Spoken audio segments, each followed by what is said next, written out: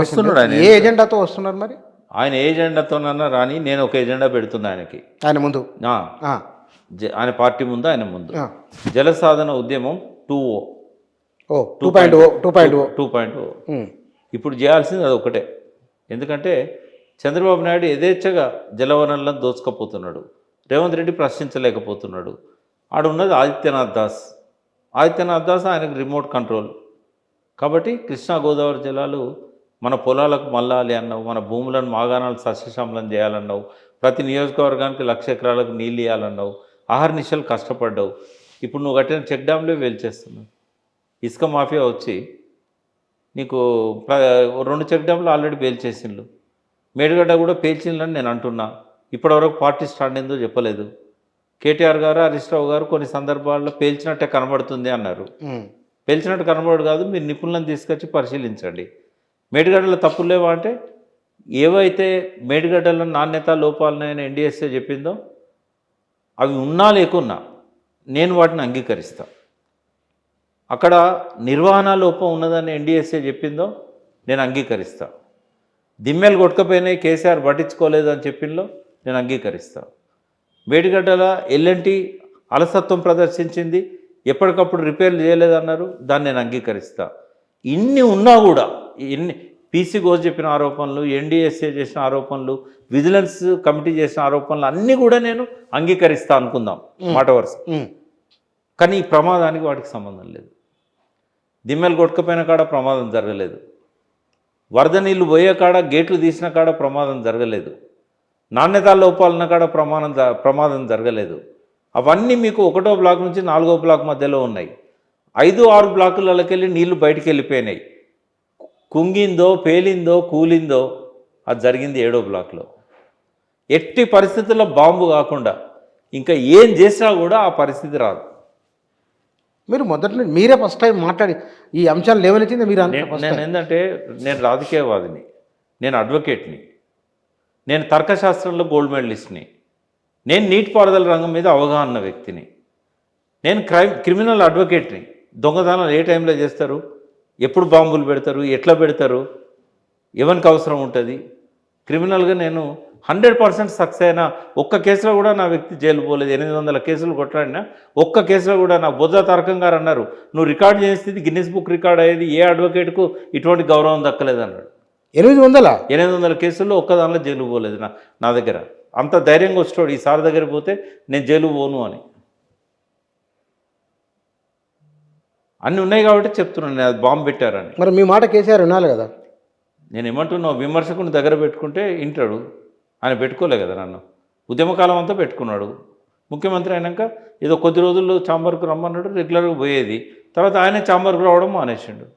అప్పుడు ప్రగతి భవన్లో మీకు తెలుసు అక్కడ సెక్యూరిటీ ఎంత టైట్ ఉంటుంది. ఆయనకు ఆ ఫోన్ వాడే అలవాటు లేదు. ఫోన్ ఉన్న వాళ్ళు ఆయనకి ఇయ్యరు, చెప్పరు.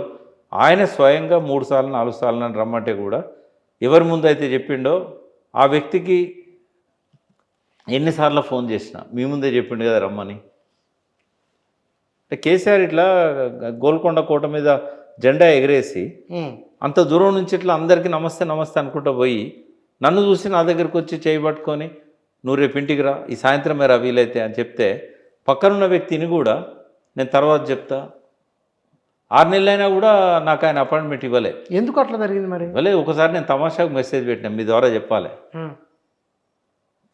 ఈ ప్రపంచంలో 235 దేశాలు ఉన్నాయి. ఐక్యరాజ్య సమితిలో 193 దేశాల సభ్యత్వం ఉన్నది. మీరు ఏ దేశ ప్రధానితోనైనా మాట్లాడి ఒక సెల్ఫీ దిగి మీరు ఫోటో పెట్టమంటే నేను పెడతా. 1 రోజుల లోపల మీరు బ్రిటన్ ప్రధాని కానీ, అమెరికా ప్రధాని కానీ, అమెరికా రాష్ట్రపతి కానీ, పాకిస్తాన్ ప్రధాని కానీ 31వ రోజు నాకు కేసీఆర్ గారు అపాయింట్మెంట్ ఇవ్వండి, మీరు ఎవరితో ఫోటో దిగి రావాలనో చెప్పండి అని పెట్టిన నేను తమాషాకు.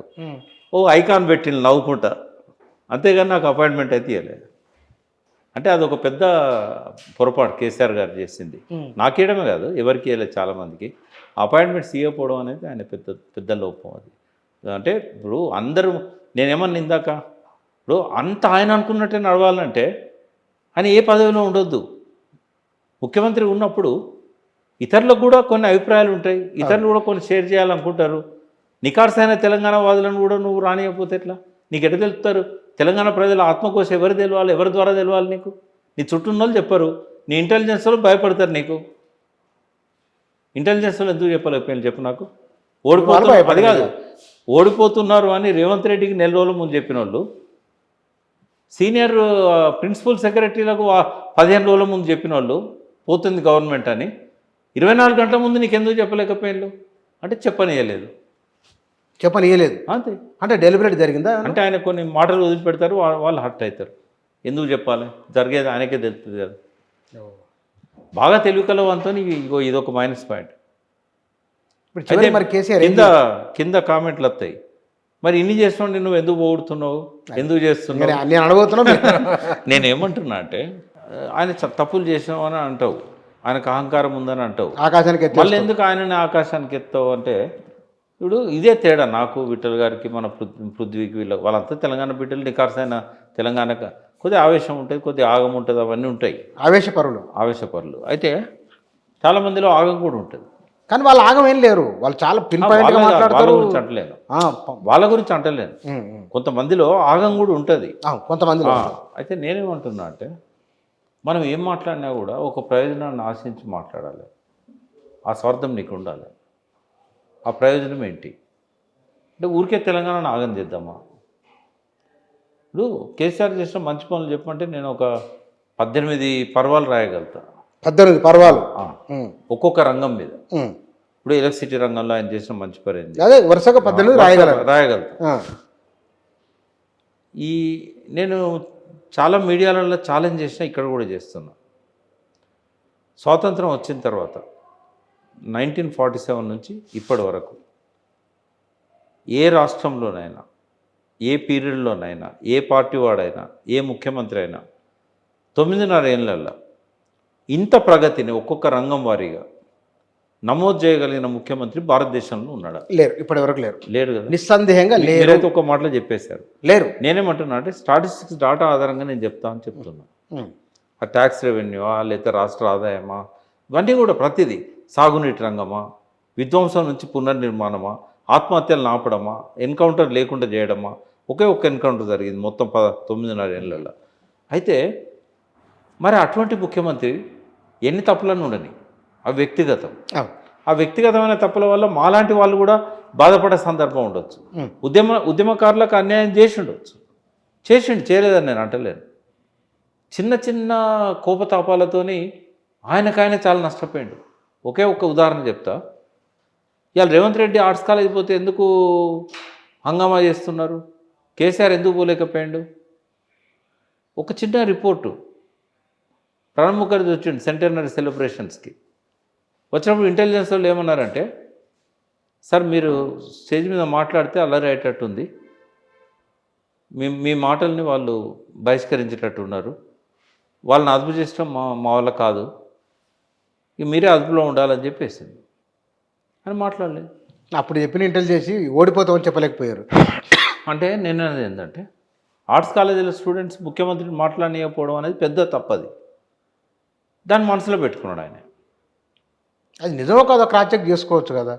నిజమైనా కూడా ఎందుకు దాన్ని కక్షపూరితంగా ఉండకూడదు, అవసరం లేదు, పిల్లలు మాట్లాడని. అయ్యో ఉద్యమం నేను అన్నాను అనుకో, ఉస్మాన్ యూనివర్సిటీ బ్రహ్మాండంగా అభివృద్ధి చేసింది కేసీఆర్ అనగలుగుతానా?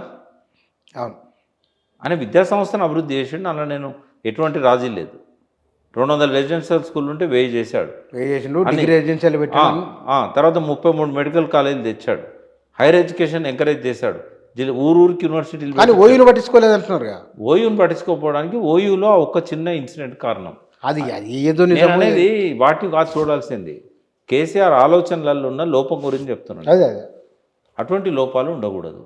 ఆ లోపాలని అని చెప్పి నేను కేసీఆర్ని ఆయన చేసిన మంచి పనులన్నీ చెత్తబుట్ట దాఖలు చేస్తాను, అవసరం లేదు. నేను ఏమంటున్నా అంటే ఇప్పుడు చెప్తున్నాను, నేను మళ్ళీ కేసీఆరే రావాలి. కేసీఆర్ రాకపోతే ఈ 3 ఏళ్లలో మానేరు డ్యామ్లే కాదు, మానేరు మీద ఇప్పుడు 2-3 చెక్ డ్యామ్లే ధ్వంసమైనాయి. ఆయన కట్టిన 800 నుంచి 1000 చెక్ డ్యాములు కూడా మొత్తం ధ్వంసమవుతాయి. ఇసుక మాఫియా రాజ్యం వెళ్తుంది, కంట్రోల్ చేసే శక్తి ఎవరికి లేదు. అదివరకు ఇసుక మీద ఆదాయం ఎంత, కేసీఆర్ వచ్చినాక ఇసుక మీద ఆదాయం ఎంత, పవర్లో ఉన్న ప్రతి ఒక్కరికి బంధువులు ఉంటారు, స్నేహితులు ఉంటారు, వాళ్ళు కూడా టెండర్లు ఎత్తారు, వాళ్ళ పట్ల కొంత పక్షపాత ధోరణి ఉంటే ఉండొచ్చు.